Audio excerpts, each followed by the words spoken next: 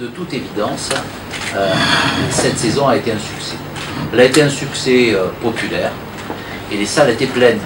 Je sais que dans la culture, quelquefois, c'est un élément négatif, mais on peut faire l'excellence et en même temps que le public réponde. En même temps, il y avait de l'audace et c'est important aussi que dans un théâtre nouveau, on ne soit pas dans ce qui est conventionnel. Un élément spécifique, quand même, c'est l'artiste, vous l'interviewez après et vous lui dites alors ça s'est passé comment. On commence par dire la salle est super, voilà.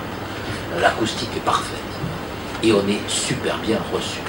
Bien recevoir les artistes pour une ville, pour un territoire, pour un théâtre, c'est une marque de fabrique qui s'inscrit dans la durée et qui donne envie de venir ou de revenir. La tendance la plus facile, ça serait de dire on va rogner sur des budgets, et le premier budget sur lequel on va rogner, c'est la culture.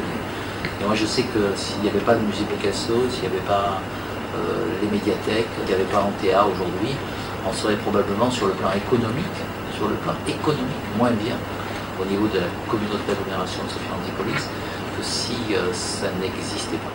L'objectif est vraiment celui-là, c'est-à-dire que dans les 3 ans, on est dans la 2e année, là on va rentrer dans la 2e année, 2e saison, il s'agit d'avoir un public qui soit fidèle à ce lieu, un public qui vienne voir des choses nouvelles, qui n'était pas forcément, qui n'avait pas forcément prévu d'aller voir, parce que tout simplement on lui a proposé des choses, et que cette proposition, tout d'un coup, a suscité un intérêt, a suscité une envie, un désir.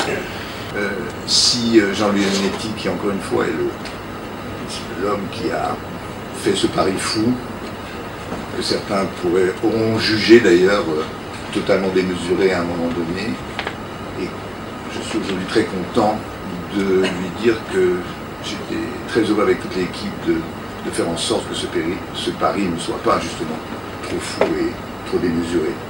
Jean disait tout à l'heure l'image de ce théâtre doit aussi aller à Paris, il doit aller en dehors des frontières, et bien je veux dire on commence ce travail-là à travers effectivement des spectacles que nous créons ici, que nous produisons ici et qui ensuite vont sur d'autres scènes. Cette saison, il y aura un spectacle que je vais mettre en scène, que je vais créer ici, qui est le souper de Jean-Claude Brésil.